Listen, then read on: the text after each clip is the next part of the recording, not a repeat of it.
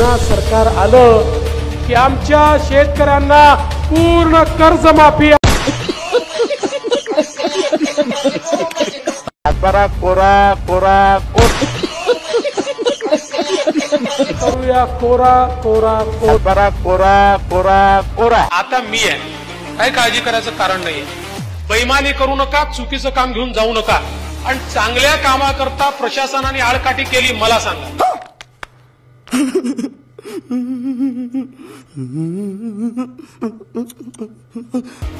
मग प्रशासनाला कसं सरळ करायचं हे माझ्यावर सोडा, मी सगळ्यांना सरळ करेन.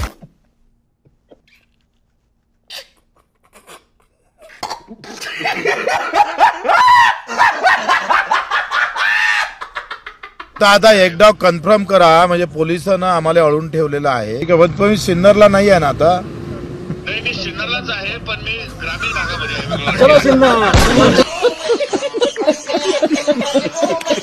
15 लाखातला 1 लाख तर द्या. थोडी लाज लज्जा असन तर. लाज लज्जा काय वाईट शब्द आहे? त्याच्यापेक्षा बेकार वापरायला पाहिजे.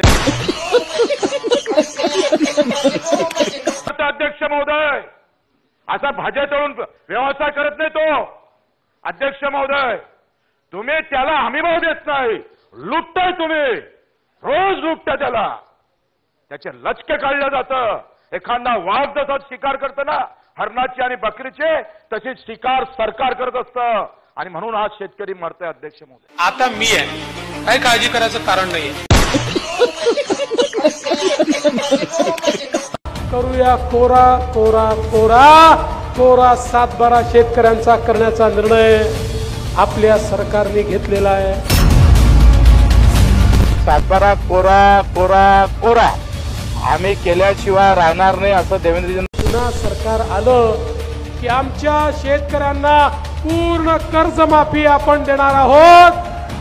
शेतकऱ्यांचा 7-12 करूया कोरा कोरा कोरा कोरा. 7-12 शेतकऱ्यांचा करण्याचा निर्णय आपल्या सरकारने घेतलेला आहे. अध्यक्ष महोदय, तुम्ही समोरच्यांना मिनिटं मोजत नाही ना, आम्हाला तुम्ही 3 मिनिट सांगत असाल.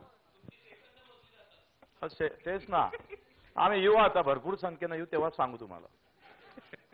अध्यक्ष महोदय, देवेंद्रजीनं मला खालून बसल्यानंतर उत्तर दिलं का तुम्ही इकडे तिकडे जाता दोन्ही इकडे. तो हम उधर के भी नहीं थे, इधर के भी नहीं. हम किसान के बेटा है, किसान के साथ रहेंगे. आणि दिल्लीच्या नेत्यावर शेपूट आणवणारा बच्चू कडू नाही आहे. आम्ही इथून जेव्हा उभं राहतो तेव्हा दिल्लीवाल्याला शेपूट हलवायला लावतो, लक्षात ठेवा. आणि आमच्या सुधीर भाऊनं सांगितलं, सगळे जाहीरनामा वाचून दाखवला. तुम्ही 15 लाख कुठे दिले?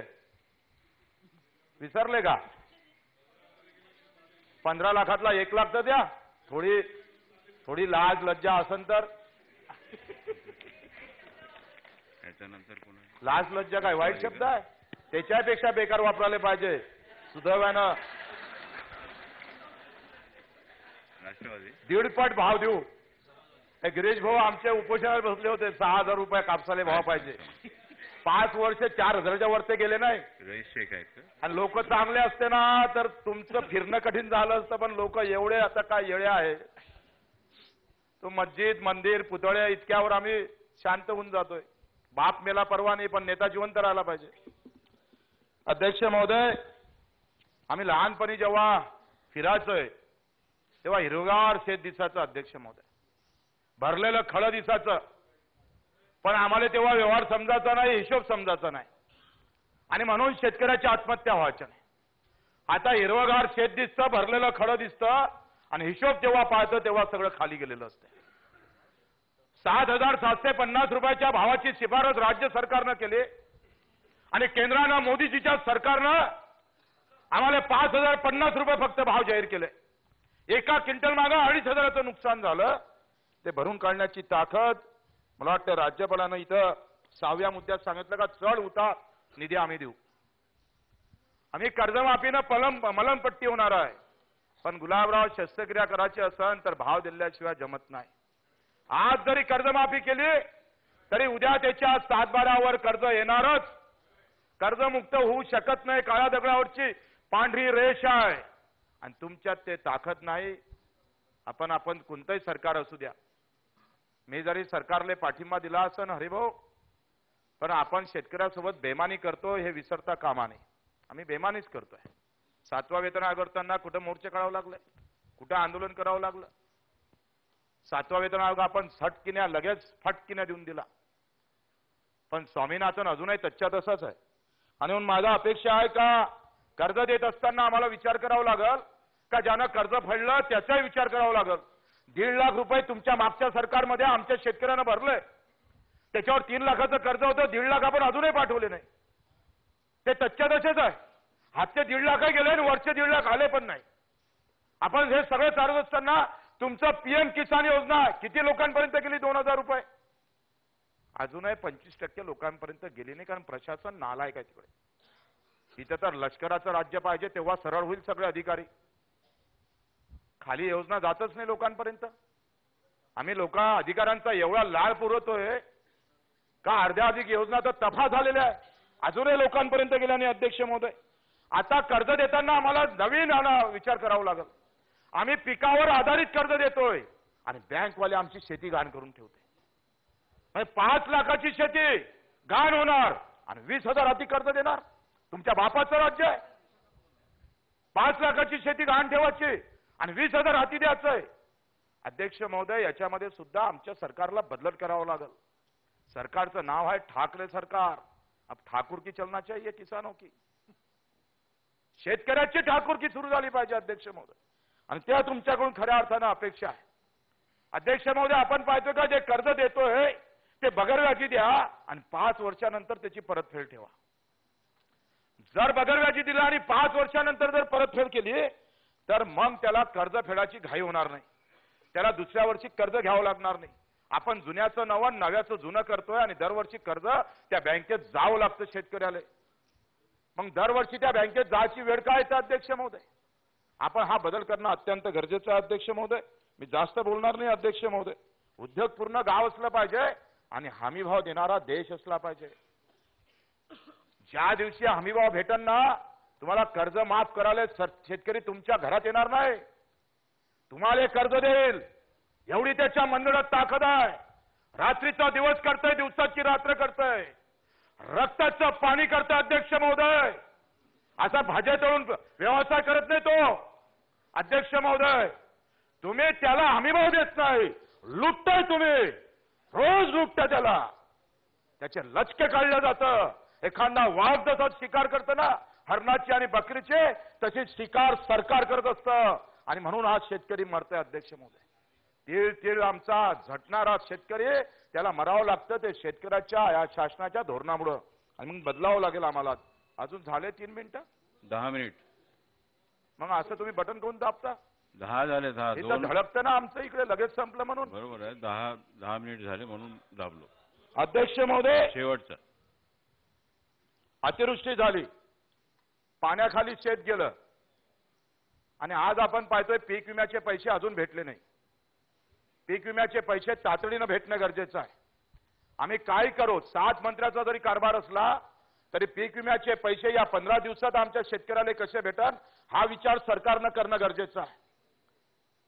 आपण 25,000 हेक्टरी मदत म्हटली होती आणि मला उद्धवजीवर भरोसा, आत्मविश्वास आहे. ते शिवभक्त आहे आणि शिवभक्तानं दिलेला शब्द खाली पडणार नाही हा बच्चू कडूला आत्मविश्वास आहे, शेतकऱ्याला आत्मविश्वास. ते 25,000 भेटले पाहिजे, जे शब्द दिले ते पूर्ण झाले पाहिजे. काय असं ना आमचे पगार देऊ नका 6 महिने, हे कलेक्टर सचिवाचे पगार नका देऊ 1 महिना. काय करणार आहे? काय गरज आहे ना पगार द्यायची? नका देऊ 1 महिना. दुष्काळ जर शेतकऱ्यावर पडत असेल तर अधिकारी कर्मचाऱ्यावर नेत्यावर सुद्धा दुष्काळ पडला पाहिजे, त्याचे झड त्याच्यावर पोचले पाहिजे अध्यक्ष महोदय. आणि मग हे सांगत असताना अध्यक्ष महोदय यामध्ये बदल करावा लागणार आहे. बस 2 मुद्दे घेतोय अध्यक्ष महोदय. महापरीक्षा पोर्टल आहे, सत्यानाश करून टाकला. 200 मार्काचा पेपर आणि 200 मार्क विद्यार्थ्याला भेटतं. RSSच्या कोठ्यातून आलेल्या माणसाला 200 मार्क आणि इकून आलेल्या आमच्या विद्यार्थ्याला 100 मार्क सुद्धा भेटत नाही. पेपर पूर्ण सोडवल्या जातं. ते निवड बदून स्थगिती देऊन चालणार नाही. लोकसेवा आयोगाकडून आपल्याला त्या परीक्षा घ्यावं लागेल. घरकुलाचा प्रश्न आहे अध्यक्ष महोदय. घर आज आम्ही पाहिलं अत्यंत वाईट अवस्था. रमाबाई आंबेडकर योजना एसटी समाजासाठी आहे, आदिवासीसाठी शबरी योजना आहे, त्यालाही निधी अभि कमी आहे अध्यक्ष महोदय, पण ओबीसीसाठी काहीच नाही आहे.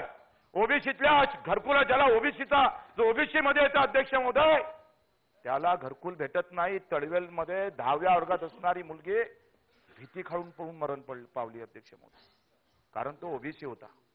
सगळ्यात जास्त संख्येनं असणाऱ्या ओबीसी समाजाले अजूनही घरकुल भेटत नाही आणि या घरकुलासाठी सुद्धा आम्हाला वेगळी योजना राबवावी लागेल अध्यक्ष महोदय. मुस्लिम समाजाचे तेच हाल आहे अध्यक्ष महोदय. आपण पाहतोय का 2005 पासून या समाजासाठी आरक्षण द्यावं असं आपण म्हणत होतोय. जर मुस्लिम समाज इथंच जगत असाल, इथंच मरत असाल तर अध्यक्ष महोदय तो समाज जेथपर्यंत सुखी होणार नाही, त्याला सगळ्या या प्रवाहात आणणार नाही अध्यक्ष महोदय, तर मुस्लिम समाज आम्ही पाहतोय सुगामी खऱ्या अर्थानं विकासाच्या वाटचालीकडे येणार नाही. आणि तो जर विकासाच्या वाटचालीकडे आला नाही तर देश सुद्धा मजबूत होणार नाही. म्हणून त्याचा सुद्धा भविष्यात आम्हाला विचार करावा लागत. कांदा आला अध्यक्ष महोदय, कांद्यावर लक्षवेधी आली. कांदा अफगाणिस्तानातून आयात केला आपण. आत्ता कांदा आमचा येणार, अफगाणिस्तानचा कांदा आत्ता आमच्या भारतात आला आणि शेतकऱ्याचा कांदा विकून येणार. 10 पैसे किलोने विकावं लागेल, 10 पैसे किलोने. सत्ताधारीवाल्यानं लक्षवेधी आणली, मला वाटतं आणलेली लक्षवेधी मागं घ्या. कांदाने खाल्ला तर मेलं काय वायकर साहेब? कोणाचं पोट दुखलं 4 दिवस कांदाने खाल्ला तर? लाज वाटते हो. टीव्ही वाले जसे म्हणतात तसेच पाहिजे तुम्ही. घरापर्यंत चुलीपर्यंत जायचं. कांदाने खात असेल तर लसण खाना, मुळा खाय, गोबी खाय, पण बोंबलता कशाला? काय गरज आहे? सफरचंद खाय. हे काय कांदा खाल्ल्यानं मरत नाही. हे बीजेपी सरकार होतं. विखे पाटील साहेब तुम्ही कृषी या भूमिकेतून आलेले आहे. बीजेपी सरकारनं कांदा जीवनावश्यक वस्तूमध्ये टाकला होता. लाज नाही वाटत तुम्हाला? थोडी शरम गिरम आहे का नाही आहे? कांदा जीवनावश्यक वस्तूमध्ये कसा जाणार आहे? मग कांदा खाल्ला नाही तर मरत नाही, तरी तो जीवनावश्यक वस्तूमध्ये टाकतं, कारण तो शेतकऱ्याच्या शेतात पिकतं म्हणून. धीरूभाई अंबानीचं टाकून पहा, मग समजते तुम्हाला. लाज वाटायला पाहिजे अध्यक्ष महोदय. कडू साहेब शेवटच 23 ऑगस्ट मी तारखेसहित देतोय. 23 ऑगस्ट 2006 सायखल जिल्हा नाशिक सुधाकर दराडे या शेतकऱ्याचा कांदा 5 पैसे किलोनं 2016 मध्ये घेतला. 5 पैसे संपले, बंदी आहे, भेटत नाही 5 पैसे किलो. आणि आम्ही लक्षवेधी आणतोय. वाढू द्या ना.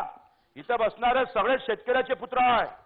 तुम्ही आलेली लक्षवेधी हाणून पाडा आणि अधिक कांद्याचे भाव वाढवण्याचं स्वागत करा असं आम्ही सगळ्यांना ठरवलं पाहिजे. 75% शेतकऱ्याचे पोरं आहे. तुम्ही विरोधातले भाजपचे असू द्या, राष्ट्रवादी का सेनेचे असू द्या, मला बाप शेतकरी आहे हे विसरू नका. तिकीट देते म्हणून शेपूट हलवायची सवय बंद करा. ते बंद केलं पाहिजे. आणि तुमचे कोण जमत नसेल तर माल्या पक्षात या प्रहारमध्ये मग मी सांगतोय सरकार कसं